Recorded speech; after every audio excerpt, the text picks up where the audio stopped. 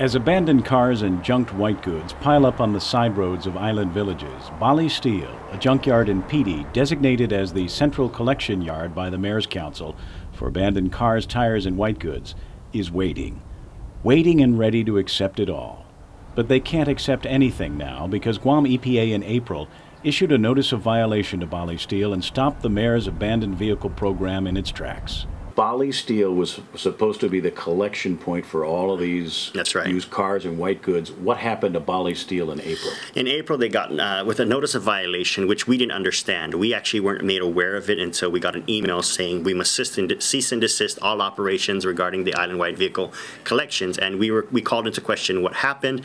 They said that the inspectors went down and there were 15, points that they had to point out. And so we said, okay. What did that do to your program? Oh, we put it to a screeching halt. GEPA's April notice of violation concerned a variety of issues, which, according to Hoffman and Bali Steel, boiled down to too much junk piled too high. Bali Steel needed to reduce the amount of junk in the yard before they could bring in any more. You've got a log jam here, right? Who's responsible for the log jam?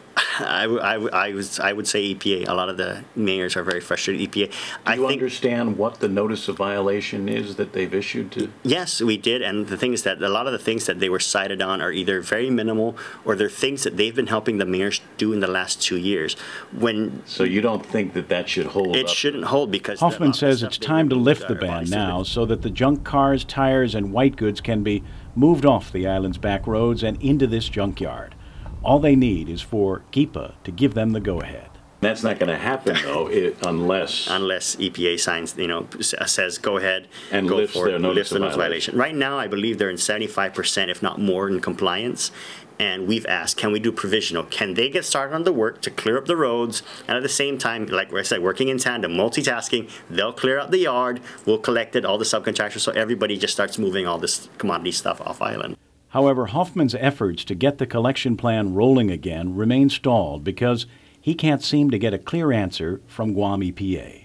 We want to work with EPA. Our doors have been open. Our phone numbers have been left up there numerous times. I've had several calls up there, but no response. Either she's out, she's not there, and I don't get a phone call back. PNC News called Guam EPA Administrator Laura Lee Crisostomo seeking comment today, but our call was not returned. Kevin Kerrigan, PNC News.